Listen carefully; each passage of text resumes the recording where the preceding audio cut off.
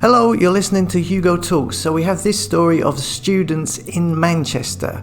It says here, we woke up in a box surrounded by strangers. Manchester University students say 6-foot fences appeared without warning and made them anxious despite bosses insisting they could still leave halls after they were torn down in overnight protests. So basically, students in Manchester awoke to find themselves and their university boxed in by 6-foot fences. Their university put up the fences around their halls without telling them on the first day of the lockdown. Sometimes you get the impression that they're just trying to wind up the students, antagonize them so that more scenes like this may happen, and then they can blame rising figures on them not obeying the rules.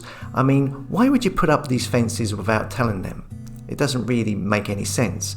But of course, this then causes headlines, which is then amplified all over the place by the media. And then you have people saying, oh, it's all the students' fault. It's them that's keeping us in lockdown. No, mate, it's not them that's keeping you in lockdown. It's the government that's keeping you in lockdown, okay? Let's get that straight.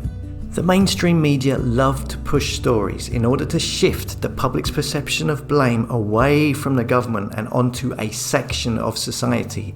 Don't fall for that propaganda nonsense. Anyhow, crowds trampled on the barrier and set off flares in the Fallowfield area of the city in fury at not being informed of the new measures.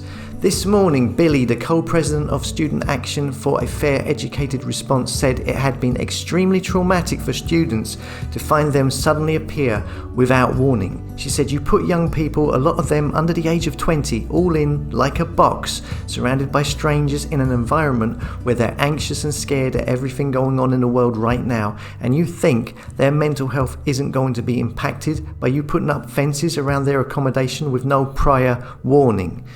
All these rules, restrictions, regulations slowly being implemented over time, and people are getting used to it.